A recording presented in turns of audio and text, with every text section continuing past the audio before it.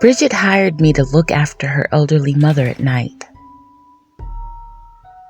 My shift was from 8 p.m. to 5 a.m. My only duty was to make sure that the old lady stayed in bed the entire time. She wasn't allowed to get up for any reason. Peradventure, if there was a medical emergency, my only instruction was to call her before calling an ambulance. It was a sweet deal. I didn't have to cook or clean. All I had to do was make sure the old lady stayed in bed. The only thing that made me feel uncomfortable was that the old lady was restrained. Sadie had medical restraints on her hands. At her midsection, she had a posy belt to keep her in the center of the bed, and restraints around her ankles. This was excessive in my opinion, since she was an old feeble woman. But Bridget appeared as though she was already reading my mind and warned, "You don't have to do anything for her. Don't touch her. Don't let her puny appearance fool you. She's incredibly strong. I use the restraints for your protection. Remember that. Just make sure she's comfortable. You can check on her at around 9, and again anytime before midnight. Keep the conversation to a bare minimal. If by chance she comes free from her restraints, call me. If she then tries to escape this room, use this." My employer pointed to a medium-sized wicker basket in the corner of the room. "Uncover that basket. Put a layer of this substance all over the floor leading to the door so she doesn't get out." Honestly, I wanted to do an about-face and quit the job. The basket was filled to the brim with something that smelled like hot peppers. I've got a good poker face, but again, it was like Bridget was reading my thoughts. "Yeah, it's weird, but do as I say. Step out of the room and call me immediately. Other than that, there should be no more problems, if you follow the rules." As Bridget was leaving to go to work, Sadie called out to her daughter, "Be safe, Bridget. See you later. I love you." Maybe it was me, but I caught a glimpse of disgust on Bridget's face. "You too, Sadie. It's not a sin to call your parents by their first name. Some parents don't mind that at all." Several months into the job, I developed my own routine. The old woman didn't show signs of being abused, so I relaxed a bit. Once Bridget left for the evening, I turned on the TV and brought a few books to read in case I got bored. After checking on Sadie for the night, I ate my dinner and stretched out on the couch to sleep.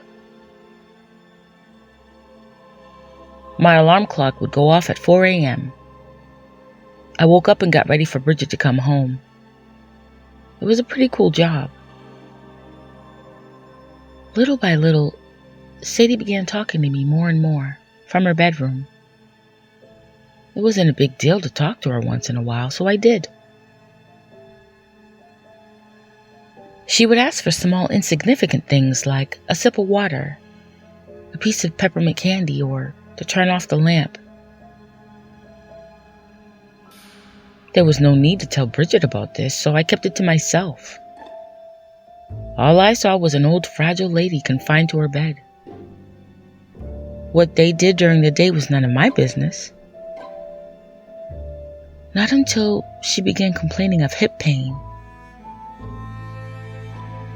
Now that I needed to report to Bridget, and I did. I'm a nurse. Believe me, nothing is wrong with her. Pay her no attention, and under no circumstances are you to touch her.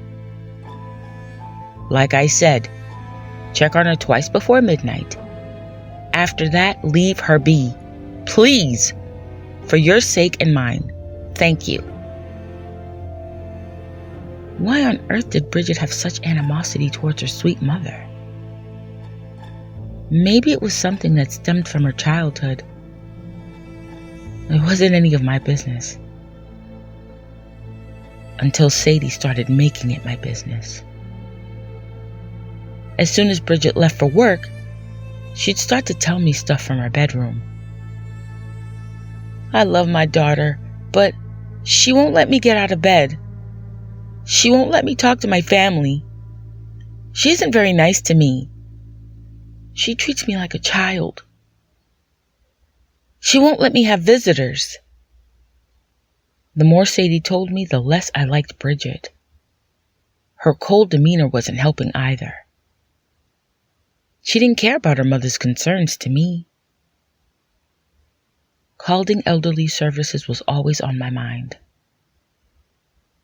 It broke my heart to hear this woman complain night after night about how sad she was. Until I learned the truth. This particular night, I was asleep on the couch when I heard Sadie shouting from her room. Oh, my hip, my hip. I jumped off the couch and ran to her assistance. Her sounds of distress made my heart thump. I was afraid of what I'd find. When I stepped into the room, her back was arched in a way. She was pushing against the posy belt. What's wrong? I asked. Oh, my hip hurts so bad. Stepping closer, I lifted up her nightgown and saw that there was a large purple bruise there. She was complaining about this for weeks. Hang on, Sadie. I'm going to call your daughter and find out what I should do. I left her and went into the kitchen to find the contact number for Bridget. Sadie called out in panic. Please don't call her. She'll be so upset that you disturbed her at work. Please, I need ice. I need an ice pack for my hip. Please. Please, I don't want her to be mad at me. She can be so unreasonable. Please. Maybe Sadie was right. But what if she got mad at me for not calling in the first place? I could lose my job. She was paying me good money to do absolutely nothing. Ignoring Sadie, I called Bridget. An operator answered. It was Bridget. Once she heard my voice, she seemed very concerned. What's wrong? What did my mother do? That was odd. What did Sadie do? She can't do anything from where she is. Why was she being so cold? Why would she think her mother did anything? No, Bridget. She didn't do anything. She's complaining of pain in her hip. She looks really uncomfortable. What do I do? She asked for an ice pack. Both of us fell silent when we heard an awful sound.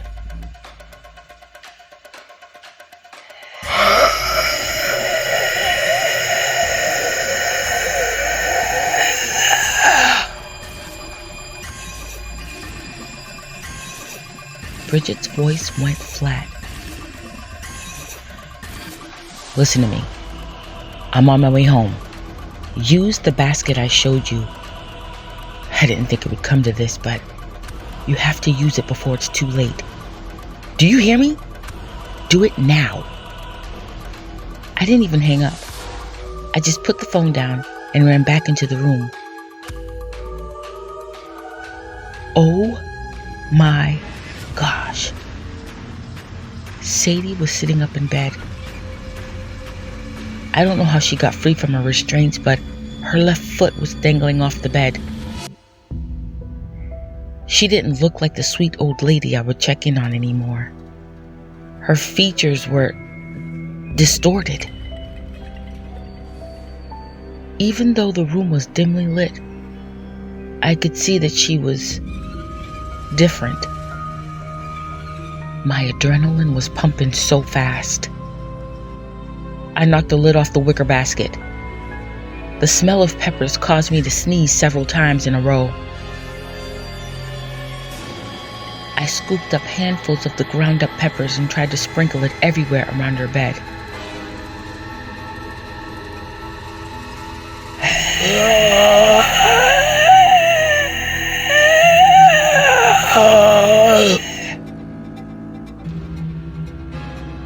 Sadie's hands were now free from the restraints.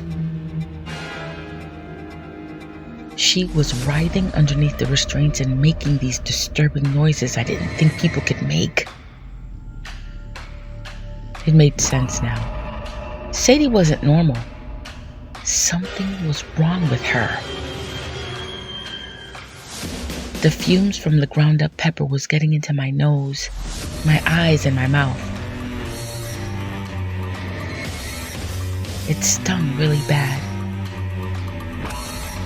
It was affecting Sadie as well, who wailed so loud.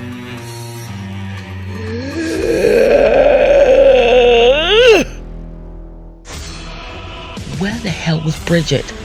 I want to get the heck out of here now. She was completely free now, crouched on the bed as her body writhed and transformed right before my eyes. Shit. She crawled up the headboard, perched on it like a crow, making shrieking sounds.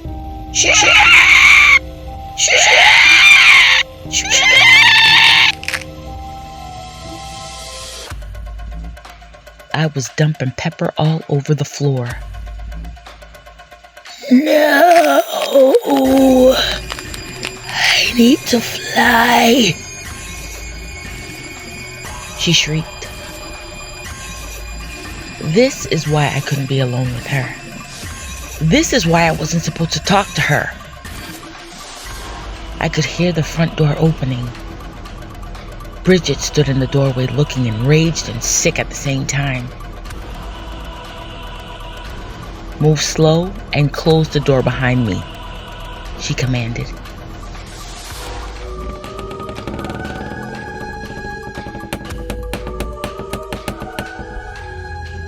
You old bitch. Bridget looked at her mother. I wasn't going to waste another moment in that house.